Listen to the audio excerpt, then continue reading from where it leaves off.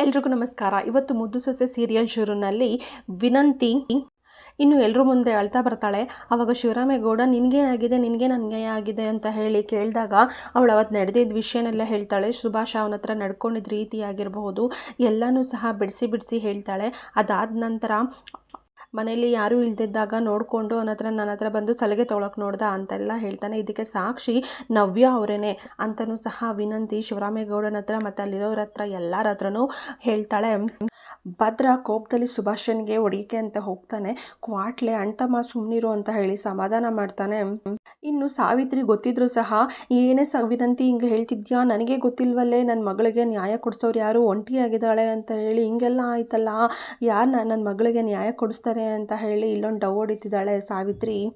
ಇನ್ನು ಸಾವಿತ್ರಿ ಹೇಳ್ತಾಳೆ, ಈಶ್ವರಿ ಹತ್ರ ಏನದಕ್ಕೆ ಹಿಂಗೆ ಮಾಡಿಬಿಟ್ಟ ನಿನ್ನ ಮಗ, ನನ್ನ ಮಗಳಿಗೆ ನ್ಯಾಯ ಕೊಡಿಸಿ ಅದಕ್ಕೆ ಏನಾದರೂ ಮಾಡಿ ಅದಕ್ಕೆ ಅಂತ ಹೇಳಿ ನಾಟಕ ಹೊಡಿತಿದ್ದಾಳೆ.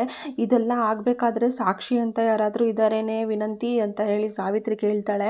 ಆವಾಗ ಸಾವಿತ್ರಿ ಇದೆಲ್ಲ ನಡಿಬೇಕಾದ್ರೆ ಕಣ್ಣಾರ ನೋಡಿರೋರು ಆ ನವ್ಯ ಅವರೇ, ನವ್ಯನೇ ಇದಕ್ಕೆ ಮುಂದೆ ಇರೋ ಸಾಕ್ಷಿ ಅಂತ ಅವ್ರನ್ನೇ ಕೇಳಿ ಅಂತ ಹೇಳಿ ವಿನಂತಿ ಹೇಳ್ತಾಳೆ.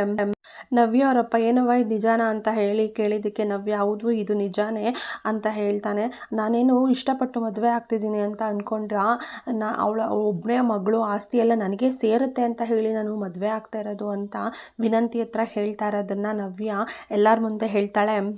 ಇದನ್ನು ಕೇಳಿಸ್ಕೊಂಡಿದ್ದ ನವ್ಯ ಅವರಪ್ಪ ನೀನು ಮುಂಚೆನೇ ಹೇಳೋದಲ್ವೇನವ್ವ, ಈ ವಿಷಯ ನನಗೆ ಮುಂಚೆನೇ ಗೊತ್ತಿದ್ದಿದ್ದರೆ ನಾನು ಇಲ್ಲಿವರೆಗೂ ಬರೋಕ್ಕೆ ಬಿಡ್ತಾ ಇರಲಿಲ್ಲ, ನೀನು ತಪ್ಪು ಮಾಡಿಬಿಟ್ಟೆ ಅಂತ ಹೇಳ್ತಾನೆ. ಅದಾದಮೇಲೆ ಸುಭಾಷ ಶಿವರಾಮೇಗೌಡನ ಹತ್ರ ದೊಡ್ಡಪ್ಪ ನಾನು ತಪ್ಪು ಮಾಡಿಬಿಟ್ಟೆ ಅಂತ ಕೈ ಮುಗಿದು ಕೇಳ್ಕೊತಿದ್ದಾನೆ. ಶಿವರಾಮೇಗೌಡ ಎಗ್ಗಮಗ್ಗ ಹೋಗಿತಾ ಇದ್ದಾರೆ. ಈ ಪಾಪಿ ನನ್ನ ವಂಶದಲ್ಲಿ ಹೆಂಗ್ಲಾ ಹುಡ್ದೆ ನೀನು, ನಮ್ಮನೆ ಹೆಣ್ಮಗಿ ಮೇಲೆ ಕೈ ಹಾಕೋಕ್ಕೆ ಅದು ಹೆಂಗ ಮನ್ಸು ಬಂತು ನಿನಗೆ ಅಂತ ಹೇಳಿ ಎಗ್ಗಮಗ್ಗ ಬೈದಾಗ್ತಿದ್ದಾರೆ ಶಿವರಾಮೇಗೌಡರು. ನಿನ್ನಂತವ್ನು ಬದುಕಿದ್ರೆ ಸರಿ ಇರಲ್ಲ ಅಂತ ಹೇಳಿ ಸಾಯಿಸ್ಬಿಡ್ತೀನಿ ಅಂತ ಹೇಳಿ ಶಿವರಾಮೇಗೌಡರು ಹೋಗಿದ್ದಕ್ಕೆ ಮಧ್ಯ ಈಶ್ವರಿ ಬಂದು ಇದೊಂದು ಸಲ ತಪ್ಪು ಮಾಡಿದ್ದಾನೆ ಕ್ಷಮಿಸ್ಬಿಡಿ ಬಾವ ಅಂತ ಹೇಳಿ ಕೈ ಮುಗ್ದು ಕೇಳ್ಕೊತಾಳೆ. ನವ್ಯ ಅವರಪ್ಪ ಕ್ಷಮಿಸಿಗೌಡ್ರೆ, ನಿಮ್ಮ ಮಗನ ಥರನೇ ನಿಮ್ಮ ತಮ್ಮನ ಮಗನು ಯೋಗ್ಯವಾಗಿರ್ತಾನೆ ಅಂತ ಹೇಳಿ ನಾನು ಹಿಂದೆ ಮುಂದೆ ಯೋಚನೆ ಮಾಡಿದೆ, ಈ ಮದುವೆಗೆ ಒಪ್ಕೊಂಡೆ. ಆದರೆ ನನ್ನ ಮಗಳನ್ನ ಹಾಳು ಬಾವಿಗೆ ತಳ್ಳಿದ್ರೂ ಸಹ ನಿಮ್ಮ ಮಗನಿಗೆ ಮಾತ್ರ ನಾನು ನನ್ನ ಮಗಳನ್ನ ಕೊಟ್ಟು ಮದುವೆ ಮಾಡೋದಿಲ್ಲ ಅಂತ ಹೇಳ್ಬಿಡ್ತಾನೆ. ಇಷ್ಟೆಲ್ಲ ಆದರೂ ಸಹ ನವ್ಯ ಹೇಳ್ತಾಳೆ ಈ ಮದುವೆ ನಿಲ್ಲೋದು ಬೇಡ, ಈ ಮದುವೆ ನಡೀಬೇಕು ಅಂತ ಹೇಳ್ತಿದ್ದಾಳೆ. ಇವಳ ಪ್ಲ್ಯಾನ್ ಏನಿದೆ ಅಂತ ಹೇಳಿ ಮುಂದೆ ನೋಡಬೇಕು. ಇವಳು ಈ ಮಾತನ್ನ ಹೇಳಿದ ತಕ್ಷಣ ಅಲ್ಲಿರೋರಿಗೆಲ್ಲ ಶಾಕ್ ಆಗುತ್ತೆ.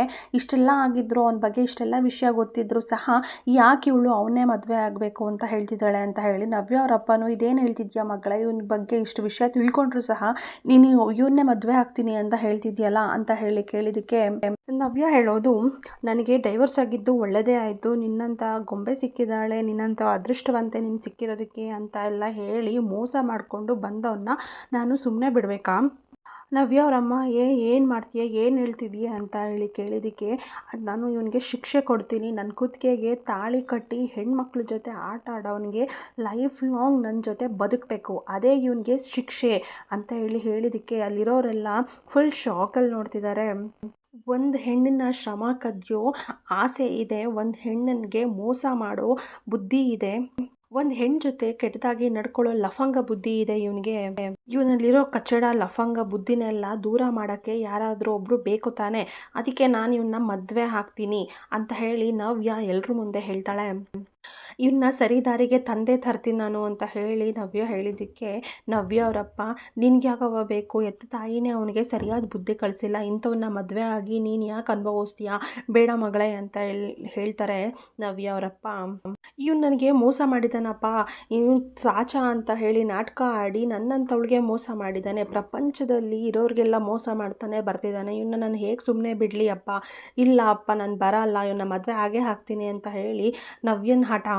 ಟಾರ್ಚರ್ ಅನ್ನೋದು ಏನು ಅಂತ ನಾನು ಅವನಿಗೆ ತೋರಿಸ್ತೀನಿ ಅಂತ ಎಲ್ಲರ ಮುಂದೆ ಹೇಳ್ತಿದ್ದಾಳೆ.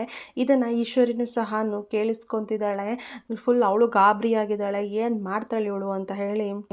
ನವ್ಯ ಅವ್ರ ಅಪ್ಪನ ಹತ್ರ ಪರ್ಮಿಷನ್ ಕೇಳ್ತಿರ್ತಾರೆ. ಈ ವಿಷಯದಲ್ಲಿ ನೀವು ಪರ್ಮಿಷನ್ ಕೊಡಬೇಕು ಇನ್ನು ಮದುವೆ ಆಗೋಕ್ಕೆ ಅಂತ ಹೇಳಿ, ನಾನು ರೆಡಿ ಇದ್ದೀನಿ ಅಂತ ಹೇಳಿ ಶಿವರಾಮೇಗೌಡನ ಹತ್ರನೂ ಹೇಳ್ತಾರೆ. ನವ್ಯ ನಾನು ಇವ್ರನ್ನ ಮದುವೆ ಆಗೋಕ್ಕೆ ರೆಡಿ ಇದ್ದೀನಿ ಅಂತ ಹೇಳಿ ಶಿವರಾಮೇಗೌಡನ ಹತ್ರ ಹೇಳ್ತಿದ್ದಾನೆ ನವ್ಯ. ಅದಕ್ಕೆ ಶಿವರಾಮೇಗೌಡರು, ನೋಡುವ ಇವಾಗೇನೋ ಹಠದಲ್ಲಿ ಅವನಿಗೆ ಪಾಠ ಕಲಿಸೋಕ್ಕೋಸ್ಕರ ನೀನು ಮದುವೆ ಆಗ್ತೀನಿ ಅಂತ ಒಪ್ಕೊಂಡು ಅವನ್ನ ಮದುವೆ ಆದರೆ ನೀನು ಜೀವನ ಪೂರ್ತಿ ಅಳಬೇಕಾಗತ್ತೆ ಅಂತ ಹೇಳಿ ಶಿವರಾಮೇಗೌಡರು ಸಜೆಷನ್ ಕೊಟ್ಟರೆ ನವ್ಯ ಹೇಳ್ತಾಳೆ, ನಾನು ಅಳೋದಲ್ಲ, ನನ್ನ ಯಾಕಾದರೂ ಮದುವೆ ಆದ್ನೋ ಅಂತ ಹೇಳಿ ಅವನು ಜೀವನ ಪೂರ್ತಿ ನರಳಾಡಬೇಕು, ಆ ರೀತಿ ಮಾಡ್ತೀನಿ ನಾನು ಅಂತ ಹೇಳಿ ನವ್ಯ ಹೇಳ್ತಿದ್ದಾಳೆ. ಇನ್ನು ಶಿವರಾಮೇಗೌಡರು ಮತ್ತೆ ಕೇಳ್ತಾರೆ, ನೋಡವ್ವ ಸರಿಯಾಗಿ ನಿರ್ಧಾರ ತಗೊಂಡಿದ್ಯಾ ತಾನೇ, ನೀನು ಅಕಸ್ಮಾತ್ ಮದುವೆ ಆಗಿಬಿಟ್ರೆ ಮಿನಿಸ್ಟ್ರು ಹಟ್ಟಿನಲ್ಲಿ ಹಂಗಾಯ್ತು ಹಿಂಗಾಯ್ತು ಅವ್ರ ಮನೆಯವ್ರನ್ನೇ ನೆಟ್ಟಿಗಿಟ್ಕೊಂಡಿಲ್ಲ ಅಂತ ಹೇಳಿ ಜನ ಮಾತಾಡ್ಕೊಬಿಡ್ತಾರೆ ಕಣವ, ನೀನು ತಪ್ಪು ನಿರ್ಧಾರ ತಗೋಬೇಡ ಅಂತ ಹೇಳಿ ನವ್ಯನ್ಗೆ ಮತ್ತೆ ಸಜೆಷನ್ ಕೊಡ್ತಾ ಇದ್ದಾರೆ. ಅದಕ್ಕೆ ಶಿವರಾಮೇಗೌಡರು ಕೇಳಿದ್ದಕ್ಕೆ ನವ್ಯ ನನ್ನ ಇದೇ ಕಡೆ ನಿರ್ಧಾರ ಅಂತ ಹೇಳಿ ಹೇಳ್ಬಿಡ್ತಾಳೆ. ಅದಕ್ಕೆ ಶಿವರಾಮೇಗೌಡರು ಸರಿ ಕಣವ, ಇದರಲ್ಲಿ ನಂದು ಏನು ಅಭ್ಯಂತರ ಇರಲ್ಲ, ಮದುವೆಗೆ ಒಪ್ಕೊಂಡಿದ್ದೀನಿ ಅಂತ ಹೇಳಿ ಮದುವೆಗೆ ಒಪ್ಪಿಗೆ ಕೊಟ್ಬಿಡ್ತಾರೆ. ಇನ್ನು ಏನೇ ಆದರೂ ಸಹ ಈ ಮದುವೆ ನಿಲ್ಲಬೇಕು ಅಂತ ಹೇಳಿ ಸಾವಿತ್ರಿ ವಿನಂತಿ ಮಾತಾಡ್ಕೊತಾ ಇರ್ತಾರಲ್ವಾ, ಆದರೂ ಸಹ ನವ್ಯ ಮದುವೆಗೆ ಒಪ್ಕೊಂಡು ಹಸೆಮಣೆ ಮೇಲೆ ಕೂತ್ಕೊಂಡಿದ್ದು ನೋಡ್ಬಿಟ್ಟು ವಿನಂತಿ ಸಾವಿತ್ರಿ ಹತ್ರ ಏನವ್ವ ಇದು ಮದುವೆ ಎಷ್ಟು ತಡೆದ್ರೂ ಇವಳು ಮದುವೆ ಮಾಡ್ಕೊಳ್ಳೋಕ್ಕೆ ನಿಂತ್ಬಿಟ್ಲಲ್ಲ ಅಂತ ಹೇಳಿ ಹೇಳ್ತಾಳೆ. ಅದಕ್ಕೇ ಸಾವಿತ್ರಿ ಹೇಳ್ತಾಳೆ, ಸಗಣಿ ಐತೆ ಸಗಣಿ ತುಣ್ಕೊಂಡು ಹೋಗ್ಬೇಡ ಅಂದರೂ ಸಹ ಅದನ್ನು ನನ್ನ ಮೈಯೆಲ್ಲ ಸೋರ್ಕೊಯ್ತೀನಿ ಅನ್ನೋರಿಗೆ ಏನು ಮಾಡೋಕ್ಕಾಗಲ್ಲ, ಅವ್ಳು ಕರ್ಮ ಮದುವೆ ಮಾಡ್ಕೊಳ್ಳಿ ಬಿಡು ಅಂತ ಹೇಳಿ ಸಾವಿತ್ರಿ ಹೇಳ್ತಾಳೆ. ಇನ್ನು ಸುಭಾಷ ತಾಳಿ ಕಟ್ಟಬೇಕಾದ್ರೆ ನೀನು ಕಟ್ತಾ ಇರೋದು ತಾಳಿ ಎಲ್ಲ ನನ್ನ ಕೊರಳಿಗೆ ಹಾಕ್ತಿರೋ ಸ್ವಲ್ಪ ಕಳಿ ನಿನ್ನ ಬಾಲ್ಕಲಿ ಚಂಡಮಾರುತ ಹಾಕ್ತೀನಿ ಅಂತ ನವ್ಯ ಹೇಳ್ತಿದ್ದಾಳೆ. ಇನ್ನು ಪುರೋಹಿತರು ತಾಳಿ ಕಟ್ಟಿಸೆಲ್ಲ ಆಯಿತು, ತಾಳಿ ಕಟ್ಟಿದ ಮೇಲೆ ಇಬ್ಬರಿಗೂ ಸಪ್ತಪದಿ ತುಳಿಯೋದಕ್ಕೆ ರೆಡಿ ಮಾಡ್ಕೊಳ್ಳಿ ಅಂತ ಹೇಳಿ ರೆಡಿ ಮಾಡಿಸ್ತಾ ಇದ್ದಾರೆ. ಅಂದರೆ ಅಷ್ಟರಲ್ಲಿ ನವ್ಯ ಒಂದು ನಿಮಿಷ ಅಂತ ಹೇಳಿ ಶಿವರಾಮೇಗೌಡರ ಹತ್ರ, ಮಾವಯ್ಯ ನಾನೊಂದು ಕೆಲವೊಂದು ನಿರ್ಧಾರಗಳನ್ನ ಮಾಡ್ಕೊಂಡಿದ್ದೀನಿ ಜೀವನದಲ್ಲಿ, ಅದನ್ನು ಎಲ್ಲರ ಮುಂದೆ ಹೇಳ್ಬೋದಾ ಅಂತ ಹೇಳಿ ಕೇಳ್ತಾಳೆ. ಅದಕ್ಕೆ ಶಿವರಾಮೇಗೌಡರು ಧಾರಾಳವಾಗಿ ಹೇಳವ, ನೀನು ಮಾಡ್ಕೊಂಡಿರೋ ನಿರ್ಧಾರ ನೀರು ಎಲ್ಲರ ಮುಂದೆ ಹೇಳ್ಬೋದು ಅಂತ ಹೇಳಿ ಅಪ್ಪಣೆ ಕೊಡ್ತಾರೆ. ಇನ್ನು ನವ್ಯ ಅವ್ರ ಅಮ್ಮನ ಕರೆದ್ಬಿಟ್ಟು, ಅಮ್ಮ ಒಂದು ನಿಮಿಷ ಬಾ ಖಾಲಿ ತಟ್ಟೆ ಎತ್ಕೊ ಅಂತ ಹೇಳಿ ಕೇಳ್ತಾರೆ. ಯಾಕೆ ಅಂತ ಹೇಳಿ ಕೇಳಿದ್ದಕ್ಕೆ, ಎತ್ಕೊ ಅಂತ ಹೇಳಿದ್ನಲ್ಲ ಅಷ್ಟೇ ಅಂತ ಹೇಳಿದ್ದಕ್ಕೆ ಖಾಲಿ ತಟ್ಟೆ ಎತ್ಕೊಂಡು ನವ್ಯ ಅವ್ರ ಅಮ್ಮ ಬಂದು ನಿಂತ್ಕೊತಾಳೆ. ಆ ಖಾಲಿ ತಟ್ಟೆನಲ್ಲಿ ನವ್ಯ ಒಂದು ಓಲೆ ಉಂಗ್ರನೂ ಬಿಡದೆ ಎಲ್ಲನೂ ಸಹ ತಟ್ಟೆನಲ್ಲಿ ಇಡ್ತಾಳೆ. ಬಿಚ್ಚಿಬಿಟ್ಟು ಮೈಯಲ್ಲಿರೋ ಒಡವೆನೆಲ್ಲ ಬಿಚ್ಚಿ ಆ ತಟ್ಟೆನಲ್ಲಿ ಇಡ್ತಿದ್ದಾಳೆ. ಇನ್ನು ನವ್ಯ ಅವ್ರ ಅಮ್ಮನ ಹತ್ರ ಹೇಳ್ತಾಳೆ, ಇಲ್ಲಿಟ್ಟಿರೋ ದುಡ್ಡು ಕಾರ್ಕಿ ಒಡವೆ ಎಲ್ಲನೂ ಸಹ ನೀವು ವಾಪಸ್ಸು ನಿಮ್ಮ ಮನೆಗೆ ತೊಗೊಂಡೋಗಿ ಅಂತ ಹೇಳಿ ಅವ್ರ ಅಮ್ಮನ ಹತ್ರ ಹೇಳ್ತಿದ್ದಾಳೆ. ಅದಕ್ಕೆ ಚಿತ್ರ, ಅಲ್ಲ ಇದನ್ನೆಲ್ಲ ವರದಕ್ಷಿಣೆಗೆ ಅಂತ ತಾನೇ ತಂದಿದ್ದೀರಾ, ಅದನ್ನೆಲ್ಲ ಯಾಕೆ ತೊಗೊಂಡೋಗ್ಬೇಕು ಅಂತ ಹೇಳಿ ಕೇಳ್ತಾಳೆ. ಅದಕ್ಕೆ ನವ್ಯ ಉತ್ತರವಾಗಿ, ಅದಕ್ಕೆ ನವ್ಯ ಹೇಳ್ತಾಳೆ, ನಿಮ್ಮನ್ನ ಏನಂತ ಕೇಳಬೇಕು ಗೊತ್ತಾಗ್ತಾ ಇಲ್ಲ, ಕೂಗಬೇಕು ಅಂತ ಹೇಳಿ ಗೊತ್ತಾಗ್ತಾ ಇಲ್ಲ ಅಂತ ಚಿತ್ರಂಗೆ ಹೇಳ್ತಾಳೆ. ಇವಾಗೆಲ್ಲ ವಧು ದಕ್ಷಿಣೆ ಕೊಟ್ಟು ಮದುವೆ ಆಗ್ತಾರೆ, ವರ ದಕ್ಷಿಣೆ ಕೊಟ್ಟು ಯಾರು ಮದುವೆ ಆಗಲ್ಲ.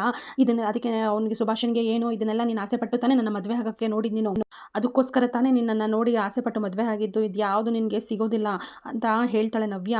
ಸುಲಭವಾಗಿ ಅಡ್ಡದಾರಿ ಹಿಡಿದು ಇವೆಲ್ಲ ದೋಚ್ಕೋಬೇಕು ಅಂತ ನೋಡಿದ್ಯಲ್ಲ, ಇದೆಲ್ಲ ಸುಲಭವಾಗಿ ಸಿಕ್ಬಿಟ್ರೆ ನಿನ್ಗೆ ಅದ್ರ ಬೆಲೆ ಗೊತ್ತಾಗಲ್ಲ, ಈಗೆಲ್ಲ ನಾನು ವಾಪಸ್ ಕಳಿಸ್ತಾ ಇದ್ದೀನಿ ನೋಡು ಅಂತ ಹೇಳಿ ಮುಖಕ್ಕೆ ಹೊಡೆದಂಗೆ ನವ್ಯ ಸುಭಾಷನ್ಗೆ ಹೇಳ್ತಿದ್ದಾಳೆ. ನೀನು ಯಾವುದು ಸಿಗದೆ ಇರೋಂಗೆ ನಾನು ಮಾಡ್ತಾ ಇದ್ದೀನಿ ಅಂತ ಹೇಳಿ. ಇವಳು ಹೀಗೆಲ್ಲ ಮಾಡಿದ್ನ ನೋಡಿ ಅಜ್ಜಮ್ಮನಿಗೆ, ಸಾವಿತ್ರಿಗೆ, ವಿನಂತಿಗೆ, ಭದ್ರನ್ಗೆ ಎಲ್ಲರಿಗೂ ಹೇಳ್ಕೊಳಕ್ಕೆ ಆಗದಿರೋಷ್ಟು ಖುಷಿ ಆಗ್ತಾ ಇದೆ. ನವ್ಯ ಶಿವರಾಮೇಗೌಡ್ರ ಹತ್ರ ಕೇಳ್ತಾಳೆ, ಅಂಕಲ್ ನಾನು ಮಾಡ್ತಿರೋದು ಸರಿ ಇದೆಯಾ ಅಂತ ಹೇಳಿ. ಅದಕ್ಕೆ ಶಿವರಾಮೇಗೌಡರು ಹೇಳ್ತಾರೆ, ನಿನ್ನ ಬಗ್ಗೆ ನಾನು ಸಾನೆ ತಪ್ಪಾಗಿ ತಿಳ್ಕೊಬಿಟ್ಟಿದ್ದೆ, ನೀ ಇವಾಗ ಗೊತ್ತಾಗ್ತಾ ಇದೆ ನೀನು ಎಷ್ಟು ಬುದ್ಧಿವಂತೆ ಅಂತ ಹೇಳಿ ಅಂತ. ಆವಾಗ ಸಂಪತ್ಗೆ ಹೇಳ್ತಾರೆ, ಶಿವರಾಮೇಗೌಡ್ರ ನೀವು ಏನೇನು ನಟಿಯಿಂದ ಏನೇನು ತೊಗೊಬಂದಿದ್ದೀರೋ ವರದಕ್ಷಿಣೆ ಅಂತ ಹೇಳಿ ಅದನ್ನೆಲ್ಲ ನೀವು ವಾಪಸ್ ತೊಗೊಂಡೋಗಿ ಅಂತ ಹೇಳಿ ಹೇಳ್ತಾರೆ. ಇಲ್ಲಿಗೆ ಇವತ್ತಿನ ಸಂಚಿಕೆ ಮುಕ್ತಾಯವಾಗಿದೆ.